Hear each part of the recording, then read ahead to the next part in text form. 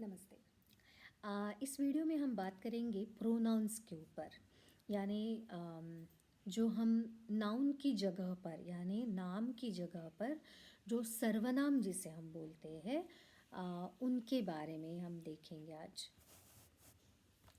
Okay, so let us सी। इस table में मैंने प्रोनाउन आपको इंग्लिश में भी दिए हैं और हिंदी में भी दिए हैं, ताकि जिनको हिंदी जिनको समझता नहीं है उनको थोड़ा इजी जाएगा इससे। देखिए, योग पहला है, योग यानी मैं, आई जिसमें हम बोलेंगे। अच्छा, यहाँ पे सब्जेक्टिव फॉर्म है और यहाँ पर ऑब्जेक्टिव फॉर्म है, ऑब्जेक्ट फॉर्म सब्जेक्ट फॉर्म। तो योग के लिए ऑब्जेक्ट फॉर्म है मैं, मुझे, मी। दू यानी तुम, या जिसे हम आप भी बोलते हैं। जब हम रिस्पेक्टफुली जब बोलते हैं किसी से हिंदी में तो हम आप का इस्तेमाल करते हैं, या जो हमसे बड़े हैं उनके लिए हम आप यूज़ करते हैं। पर सेम एज के लिए जो हमारे हमारे ही उम्र के लोग हैं उनके लिए हम तुम यूज़ करते हैं। तो यहाँ पर देखिए, वैसे ही स्वीडिश में दू और पहले के ज़माने में नी ये शब्द भी यूज़ किया जाता था आपके लिए, रिस्पेक्टफुली जैसे एल्डरली लोग हैं उनके लिए नी यूज़ करते थे। पर कुछ सालों पहले यहाँ पे ये रूल आया कि स्वीडन इक्वालिटी के लिए, जेंडर इक्वालिटी और सभी चीज़ों की इक्वालिटी के लिए बहुत फेमस है। तो इस इक्वालिटी को ही रिफ्लेक्ट करने के लिए उन्होंने नी को एबॉलिश किया है और टू हर उम्र के लोगों को यहाँ पे कहा जाता है। और नी जो है ये शब्द जो ग्रुप के लिए यूज़ होता है। ओके, सो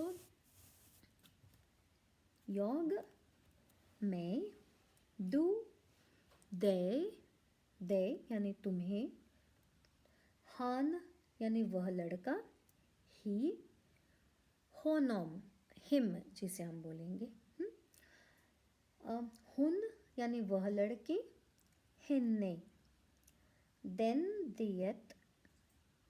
दियत ऑब्जेक्ट फॉर्म में भी देन दियत ही रहेगा। वी यानी हम, ऑस जिसे हम इंग्लिश में अस बोलते हैं, इसमें ओस है। नी यानी आप जो ग्रुप के लिए मैंने बोला था, और एर, दम। इसका मैंने एक पहले वाले वीडियो में भी एक बताया था, यहाँ पर स्पेलिंग DE है पर इसे हम बोलेंगे डोम। इसका मतलब है वह, दे, और ये भी है डोम, DEM, इसे भी हम डोम ही बोलेंगे, उन्हें। अब पजेसिव प्रोनाउन यानी कोई चीज़ किसी के पास है या किसी की है, वो पजेस करता है उस चीज़ को। तो ऐसे वक्त हम कौन से सर्वनाम यूज़ करते हैं वो देखिए। मिन, अगर आप देखेंगे मिन और मित भी एक होता है शब्द। अगर एत वर्ड है तो आप बोलोगे मित, और अगर एन वर्ड है तो आप बोलोगे मिन। जैसे अगर आपको बोलना है कि मिन बोल यानी मेरा बॉल, पर आप बोलो, अगर आपको बोलना है मित बुर्द, क्योंकि बोर्ड जो है, बुर्द यानी टेबल, वह एत वर्ड है तो आप बोलोगे मित बुर्द मिन बुल स्टोर पोआ मित बुर्द, यानी मेरा बॉल मेरे बोर्ड के ऊपर, टेबल के ऊपर रखा हुआ है। सो मिन और मित।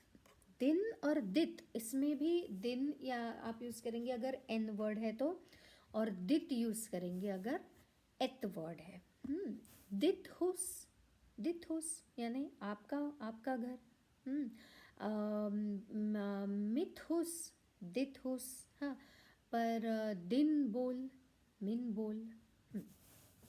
ओके, देन हेन्नेस,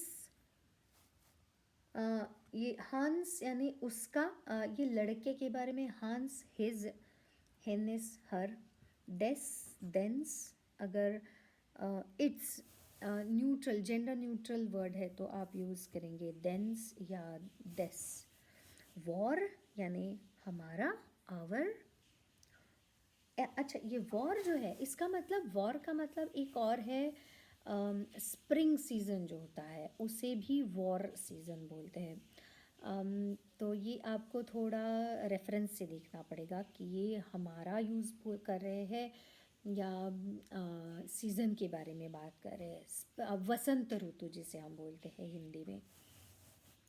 एयर यानी योर। अब ये एयर जो है यानी ये आपका प्लूरल के लिए आप यूज़ करेंगे। एयर, योर, देरस, देर, उनका। रिफ्लेक्सिव प्रोनाउन, अब ये जो है ना यहाँ पर ये बहुत बहुत ज़्यादा यूज़ किया जाता है और ये रिफ्लेक्सिव वर्ब्स में भी यूज़ होता है। देखिए, मैं यानी मैं, jag sätter mig यानी मैं। अगर हम इसको लिटरली इंग्लिश में हिंदी में अगर हम ट्रांसलेट करेंगे तो हम बोलेंगे मैं खुद को बिठा रही हूँ, jag sätter mig।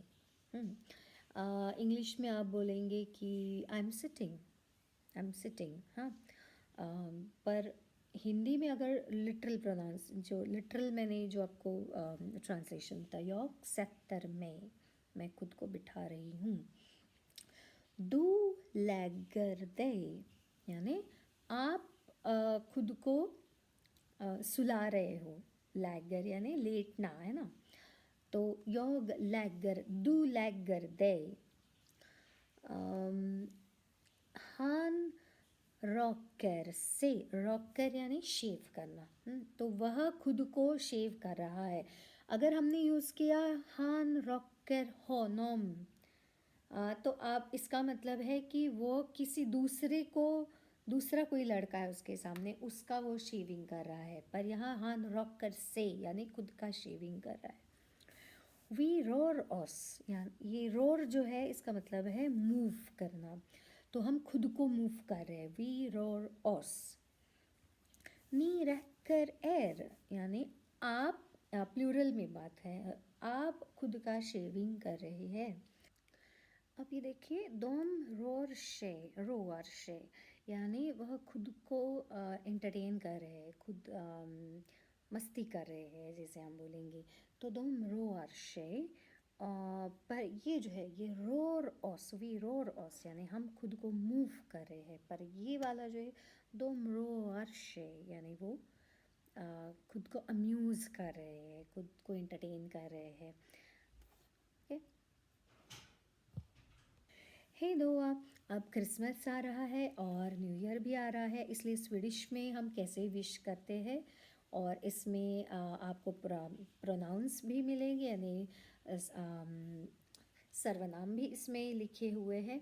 देखिए, हे दोआ, jag önskar er eller dig good you'll और गुड निट और। अब देखिए, और जो है यह शब्द एत वर्ड है, इसलिए ये गुथ हुआ। और यूल जो है, यूल यानी क्रिसमस, यूल जो है वो एन वर्ड है, इसलिए हम इसको गुड यूल बोलेंगे। पर और के लिए गुड नित और। ओके, हे दोआ।